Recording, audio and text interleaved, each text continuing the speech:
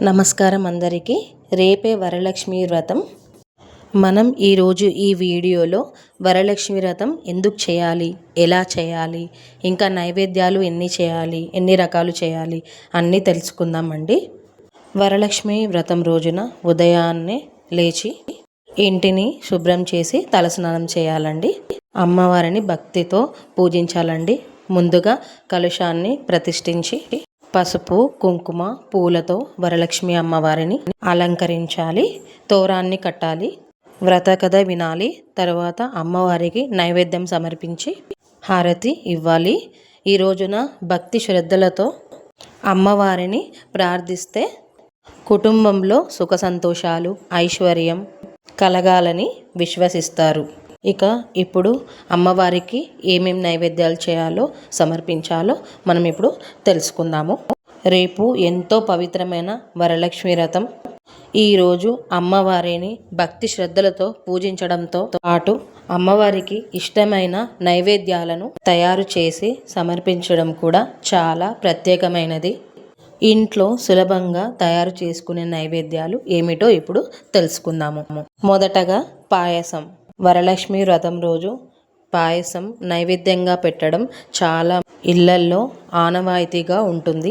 బియ్యంతో పాలు, బెల్లం లేదా చక్కెర వేసి పాయసం చేసుకోవచ్చు. అందులో యాలకుల పొడి, జీడిపప్పు, కిస్మిస్ వేసుకుంటే మరింత రుచికరంగా ఉంటుంది. రెండవది పులిహోర. చింతపండు, పసుపు, పచ్చిమిర్చి, పల్లీలు, నువ్వులు, కరివేపాకు లాంటి పదార్థాలతో పులిహోర తయారు చేసుకొని అమ్మవారికి నైవేద్యంగా సమర్పించవచ్చు. మూడవది చక్కెర పొంగలి లేదా బెల్లం పొంగలి. బియ్యం, పెసరపప్పు, బెల్లం, నెయ్యి, జీడిపప్పు, కిస్మిస్తో తయారు చేసే పొంగలి ఎంతో రుచికరంగా ఉంటుంది. అమ్మవారికి ప్రేమతో చేసిన ఏ నైవేద్యమైనా కూడా భక్తితో సమర్పించడమే చాలా ముఖ్యమైనది. ఇంకా ప్రసాదాలలో ముఖ్యమైనది ఉండ్రాలు లేదా కుడుములు. బియ్యం పిండి లేదా ఇతర సాంప్రదాయ పద్ధతిలో కుడుములు, ఉండ్రాలు తయారు చేసి నైవేద్యంగా పెట్టొచ్చు. మీ కుటుంబ ఆచారం ఏదైతే ఉందో దానికి అనుగుణంగా చేసుకోవచ్చు. ఇంకా బూరెలు, పరమాన్నం, లడ్డూలు లేదా పూర్ణాలతో చేసిన స్వీట్లు కూడా నైవేద్యంగా సమర్పించవచ్చు. అయితే ఒక్క విషయం గుర్తుంచుకోవాలి. అమ్మవారికి నైవేద్యం పెట్టడానికి తప్పనిసరిగా చాలా రకాల వంటకాలు చేయవలసిన అవసరం లేదు. మనం ఇంటి సాంప్రదాయం, మన శక్తి, మనకు అందుబాటులో ఉన్న పదార్థాలను బట్టి మనం నైవేద్యం చేసుకోవచ్చు. ఒక చిన్న పాయసం, ఒక తీపి పదార్థం, అన్నం, వంటకం, పండ్లు ఇలా సింపుల్గా కూడా నైవేద్యం పెట్టుకోవచ్చు. పండ్లు కూడా నైవేద్యంలో ముఖ్యమైనవే. అరటిపండ్లు, కొబ్బరికాయ, పసుపు, కుంకుమ, పూలు, తాంబూలం కూడా పూజలో సమర్పిస్తారు. యాపిల్, ద్రాక్ష, సీతాఫలం వంటి అందుబాటులో ఉన్న పండ్లను శుభ్రంగా కడిగి అమ్మవారికి సమర్పించవచ్చు. వరలక్ష్మి వ్రతంలో తాంబూలానికి కూడా చాలా ప్రత్యేక స్థానం ఉంది.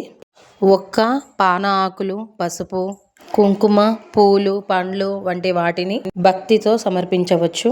కొన్ని ప్రాంతాల్లో మహిళలు వాయనం కూడా ఇస్తారు. మీ ప్రాంతంలో లేదా కుటుంబంలో ఉన్న ఆచారం ప్రకారం వాయనం ఇవ్వచ్చు.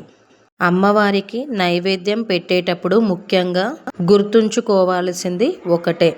వంటకం ఎంత పెద్దది, ఎన్ని రకాలు వంటలు చేశాం అనే దానికంటే ఎంత భక్తితో అమ్మవారిని స్మరించామనేదే చాలా ముఖ్యమైనది. అందుకే నైవేద్యం తయారు చేసేటప్పుడు శుభ్రతను పాటించి మనసులో అమ్మవారిని స్మరించుకుంటూ తయారు చేసుకోవాలి. నైవేద్యం సిద్ధమైన తర్వాత అమ్మవారి ముందు పెట్టి దీపం వెలిగించి పూజ పూర్తి చేసి హారతి ఇవ్వాలి. తరువాత కుటుంబ సభ్యులందరూ అమ్మవారి ప్రసాదం స్వీకరించాలి. వరలక్ష్మి అమ్మవారిని ప్రార్థిస్తూ, అమ్మ వరలక్ష్మీదేవి, మా ఇంట్లో సుఖశాంతులు నిండేలా ఆశీర్వదించమ్మా. మా కుటుంబ సభ్యులందరికీ ఆరోగ్యం, ఆనందం, ఐశ్వర్యం ప్రసాదించమ్మా. మా ఇంటి మీద నీ కృపా కటాక్షాలు ఎల్లప్పుడూ ఉండేలా ఆశీర్వదించమ్మా అని భక్తితో ప్రార్థించండి. వరలక్ష్మి వ్రతం రోజు మీరు ఏ నైవేద్యం చేయబోతున్నారో కామెంట్లో మెన్షన్ చేయండి. ఈ వీడియో మీకు ఉపయోగపడినట్లయితే లైక్ చేయండి, మీ కుటుంబ సభ్యులతో షేర్ చేయండి. శ్రీ వరలక్ష్మి దేవి అనుగ్రహం ప్రతి ఒక్కరి ఇంటిపై ఉండాలని కోరుకుంటూ శ్రీ వరలక్ష్మీదేవి శరణం. ఓం శ్రీ వరలక్ష్మీ నమః. ఓం శ్రీ మహాలక్ష్మీ నమః.